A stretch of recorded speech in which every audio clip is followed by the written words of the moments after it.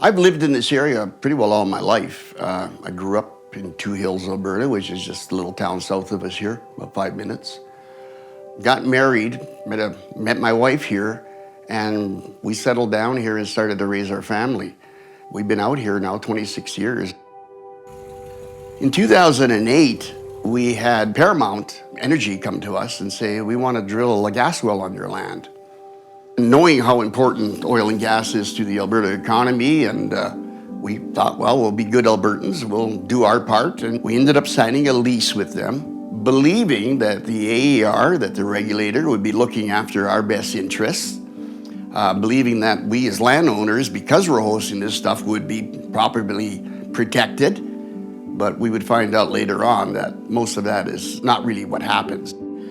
In about 2010 or 11, the company had switched from Paramount to Perpetual. So there was no big difference there. It just changed the name more or less than anything else, and the checks still kept coming in, and once in a while we'd have a few weed issues, but they were actually pretty good to us. But in 2017, everything changed. That is when the check did not show up on time. And then I phoned Perpetual and said, where's the check? And that's when I was informed that they had sold the well to Sequoia. So I had to look up Sequoia, find a number for them and hunt them down, and then they sent us out one check, and that was it. This was in the fall. By February next year, they were declaring bankruptcy. And then it turned out that Perpetual was actually paying them a little extra to top up the price of gas to keep Sequoia going. They were supposed to do that for the first 18 months after the sale. As soon as that 18 months was done and those payments stopped, Sequoia declared bankruptcy. And to me, that stunk. Something was not right. How did the regulator allow a company like Sequoia, so poorly financed, with a terrible business plan, how did they get control of thousands of inactive wells here in Alberta?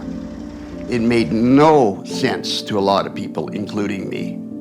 I was just starting to retire. We were talking about selling the place. We'd realized that this well was probably going to be a bit of a problem because it was in legal limbo. There was really nobody that was responsible for it. It was no longer Sequoia, and it was not passed on to the Orphan Well Association. These are industrial sites with natural gas in it. Sweet natural gas has no odor to it. If it's leaking, you wouldn't know that. If you start driving a piece of machinery next to that and there is a leak, you could be igniting that gas.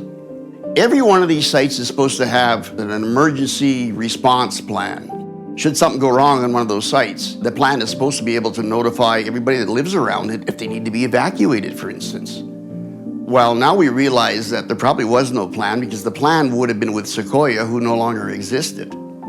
We had a meeting for Sequoia landowners. They called us all together and they said to us, after almost 8 years, this bankruptcy is finally coming to a completion. We're about to declare everything orphan wells, but you can expect another 10 to 12 years before it's cleaned up. And to me, that was not acceptable. Was they're basically saying to us, you guys are going to wait another 10 to 12 years because we don't have the funding to clean that well site up on your land, but you don't have to worry about it because the taxpayer is going to be paying you.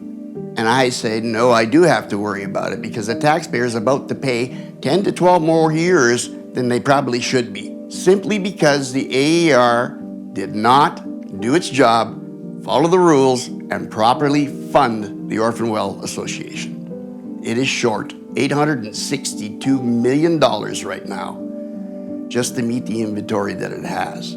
That fund is the safety net that makes sure that taxpayers and landowners will never, ever be stuck with the bill to clean up. I started making a lot of noise, going to newspapers, anybody that would listen and start saying there's a problem, this is not right, this is not right. Interestingly, I get a phone call here last June, and it's from the Orphan Well Association telling me that they're about to come to my area and clean up all the sequoias.